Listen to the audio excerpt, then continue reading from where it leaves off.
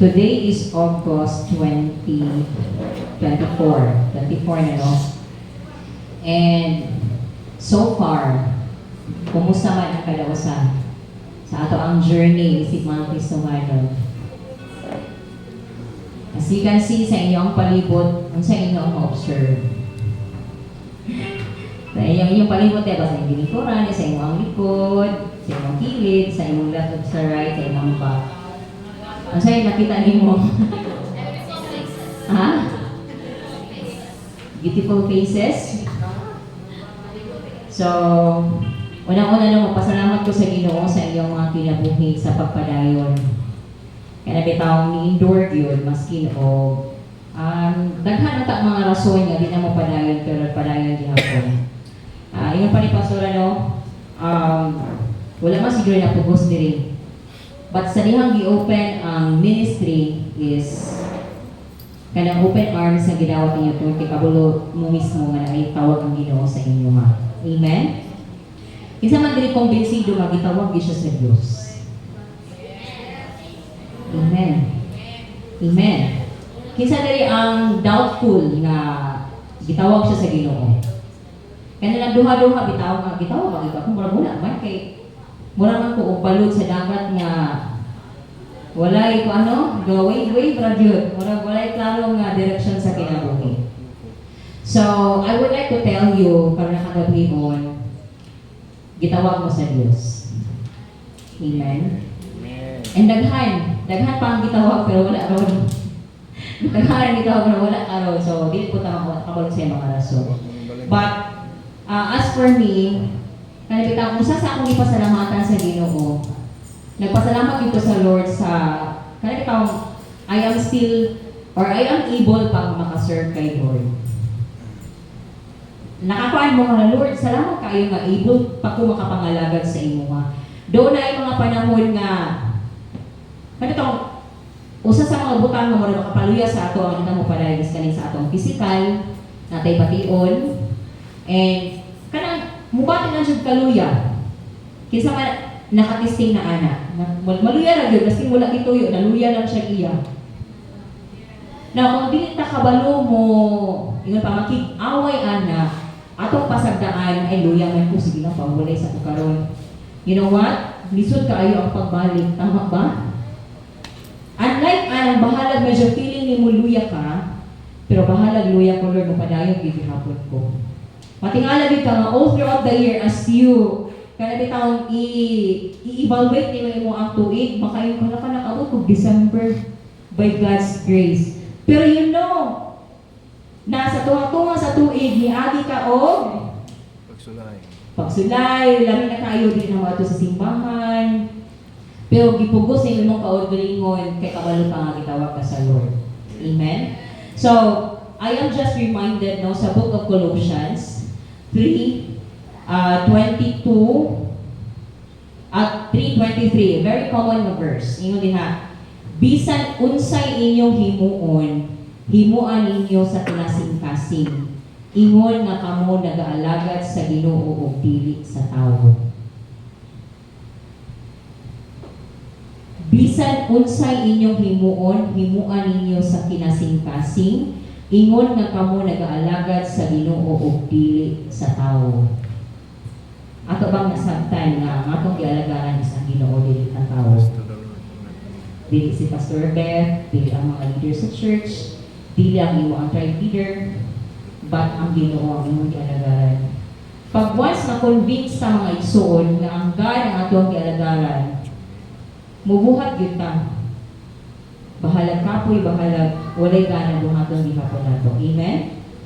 Amen ba? So, karong kagabihon, atong dasigo na itong kaugalingon, ay no, ma-feel maginako no, nga kanang, masking kamo siguro, ma-feel ba ninyo ang medyo, luya mo na, ang tapat rin. Nakuha ninyo ang muna, luya mo na po, ano to akong gi-expect na naawag ka nga gabi, wala man, mo ito man. Na ba? Na ba may di-expect na nakakamuan ka ang gabi pero wala siya? Natay yung una-una nga excited ka nga naagi to si Juan karon kay so king. Unya wala siya rin Mabati ka o kadismaya, no? Nga, ang gi-expect ni mo nga nakakaroon, pero wala. Pero you know what? Ang Ginoo bitaw igsoon, wala na dismaya nga naaka. Nagpasalamat, I know with all of my heart, grateful si Lord nga gi-choose ni mo nga nakakaroon nga gabion. Amen ba? Amen. I know na ikapoy din ni, sakit ko nang iyang lawas, kay kuan, di pa maulan, pero hagid hapon. Di ka naligo no, na ay mga nangaligo dire. Sa kung isa ako rin kaya akong di kuan, gilag-lag. But na-appreciate na ako, ang kanay bitaw, though physically kapoy ka, pero gi-choose gihapon ni mga nakakadiri. Kaya nakasabot ka igsoon, nga ang imong gialagaran dili tawo, kundi Ginoo. Amen? Amen! Amen. Naramday na. So, praise God. Manindog ta. And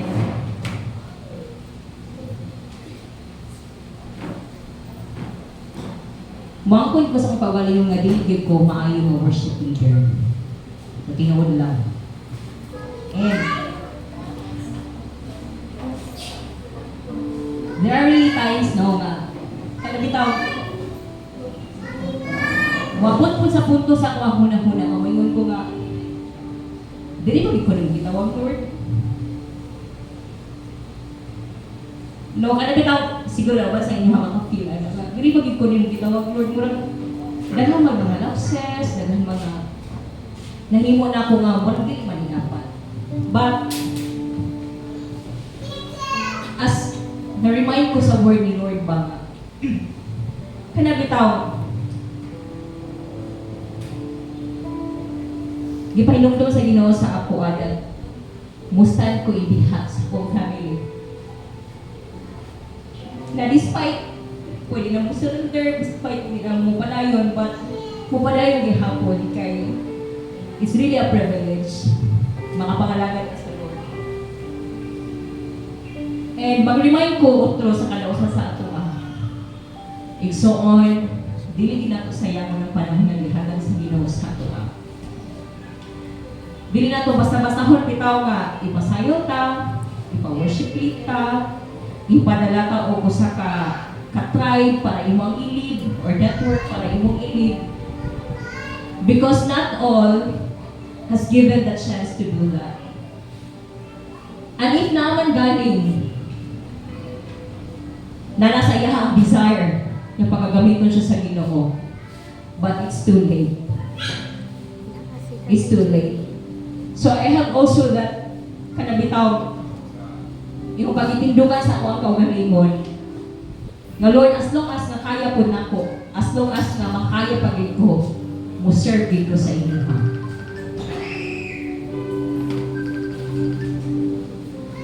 Alagaran din nako ka, isip ako ang Ginoo. And sa lihang naka-experience yung daghan kayo mga pagsulay sa kinabuhi, mas na-appreciate na ko karon igsoon nga nung nilahutay ko.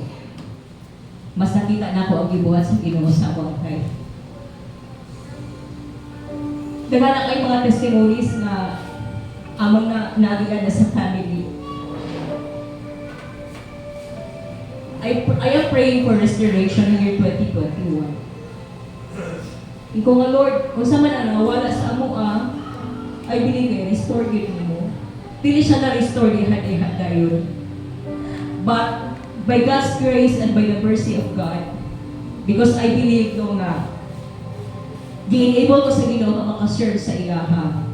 Amazing kayo mga ginabuhat sa Lord sa amo Kada makayugi ko nga, no, salamat yun kay ikaw yun ang nagkupot sa ako Ikaw yun ang naggunit sa ako para makalahutay din ko ani nga pagkainbuhi ani nga kalibutan. And muna akong encouragement sa matag usa. Everything ako pagabuhaton, every time na gamiton ka sa Lord para mag-serve you sa iya do it with all of your heart and rejoice in kasing-kasing so kada bitang wala kay makayan pag-abot sa panahon nga ba? Sayang ato nga panahon nga sige kong i-invite, sayang ato panahon nga sige kong inan nga magkuan ka, mag-appeal ka sa ministry, pero wala ni mo gigrab ang opportunity. And here we are right now.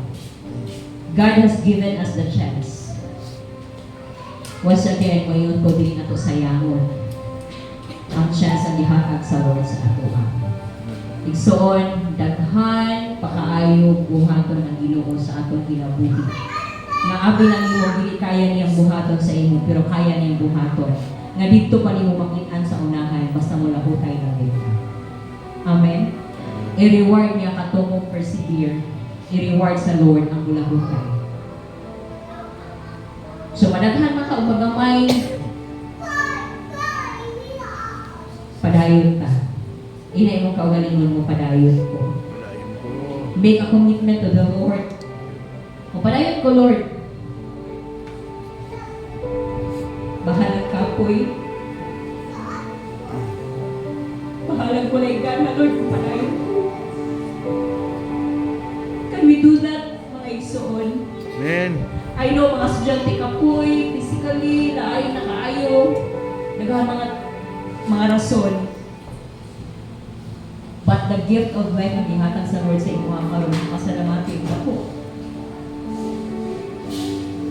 And individually, karya kagabion akong gidasig no nga moduotan niya sa tuwang buhi nga Dios.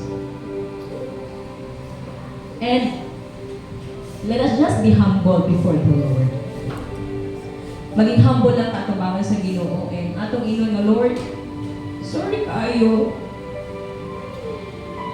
Kung sa habay alam, magpugusta lang yun ko. Ba't karoon yung agabiyon ko rin ako ang Lord? Ayaw ako kasing-kasing dili tungod kay nakaschedule ko, mo na nga ako diri. But because grateful ko magigamit ko nimo. Sige, maduota sa kaamboy nga Diyos and let us be honest, let us be transparent diya sa iyaha kanang agabiyon. Kung naman galing mga kapoy igsoon, tell the Lord, inang Ginoo, Lord, tabangi ko, nga matangtang ni mga kapoy, kalaay, sulod sa akong kasing-kasing. Yes, oh God. Gusto kita na mo alagaran, Lord. Gusto na mo, Lord, nga mga remaining years, ang huwag kinabuhi, hindi masayang, kundi na alam Diyo diha sa imuha, Ginoo Diyos. Nga ang fullness sa pinabuhi, ang abundance sa pinabuhi, among masinati diha kanimo, Ginoo. And tonight, Lord, we just ask for cleansing. We just ask for forgiveness. Forgive us, O God. Pasaylo kami, kasala mi sa buhat, sa pulong, sa hunahuna. And even nakasala mi, Lord, sa diha nga kay gipabuhat sa amo kung wala na mo gibuhat, Lord, kay driven mi sa fear. Nami mga kahadlok kung wala na mo gihimo. But Lord, nasayod mi that today is our chance, Lord. And so we declare with our mouth that Jesus is Lord over our lives. That Jesus is Lord over our ministry. That Jesus is Lord over all sa among kinabuhi. Ang wala ni mahimo by our own strength, Lord, by our own wisdom and knowledge, wala ni mabuhat sa among mga kaugalingon. And tonight, you have reminded us, samtang mabuhat niya ang mga bulunghaton, among himuon, isip among pag-alagad ng kanimo, dili para i-please ang tao, but kundi ikaw nga kag-iyas sa among kinabuhi. Lord, among giilang na ikaw ang Diyos, ang nagbuhat sa langit o sa lupa. Ikaw ang Diyos na naghatag kanamo og gininhawa. Ikaw ang Diyos na nagtubos sa among mga kasalanan. O Lord, you have promised na mabalik ka aron na imong ikuhaon. And so, God, kanina mga pagsulay, mga challenges na giatubang namo, dili na namo ma-experience, Lord. We believe in your word. We believe in your promise, O God. Tawag kay ikaw ang Diyos. Gawhanan ka, balaan ka, o halangdon ka ng Diyos. Hallelujah. Oh, hallelujah, hallelujah. Thank you, Lord. Thank you, Lord. Thank you, Lord. Holy Spirit, we just acknowledge your presence. Be in our midst, karong agabi, Lord. Fill us with your presence, O God. Igsoon. Sige. Inang Lord, Lord. Holy Spirit, fill me. Pun ako sa imo ang balay nga Espiritu. And I allow, Lord God, na magawas ko aning nga dapit karong agabi, Lord. Nga nalang yapon emptiness sulod sa ko ang heart. But magawas ko aning nga room. Puno sa kalipay. Tuhod kay imo kaming gitago. Imo akong gitago, Ginoong Dios aning nga dapit. Oh, thank you, Jesus. Thank you, Jesus.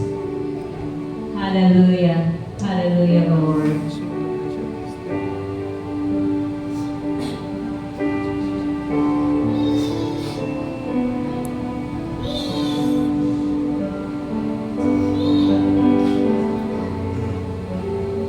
Thank you, Lord.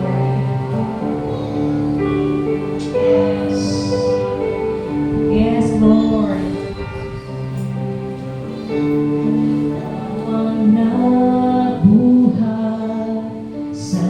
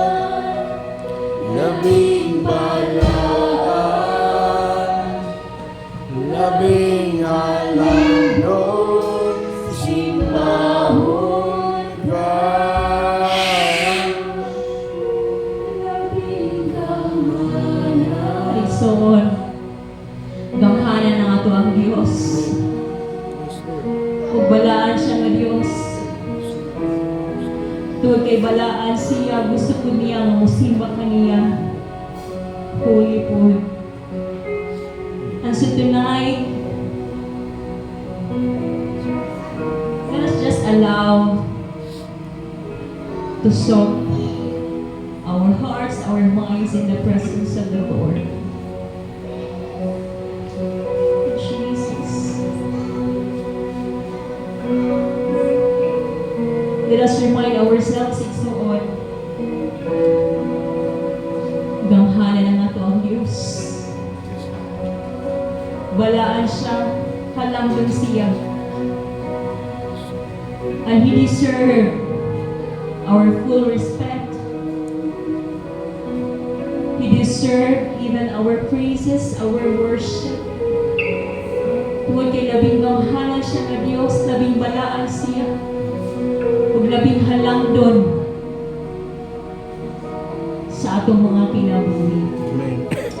Oh, Jesus. Hallelujah. Oh, we worship you.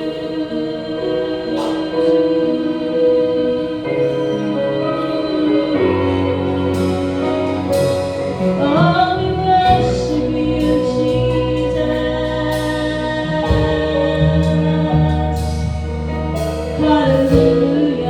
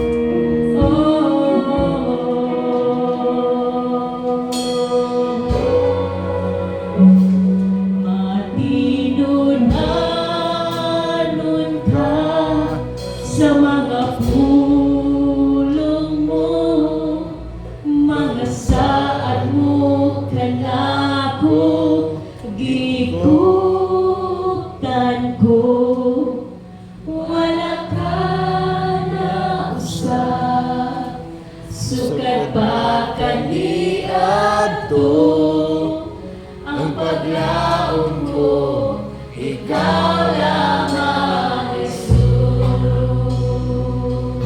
Matinod-alon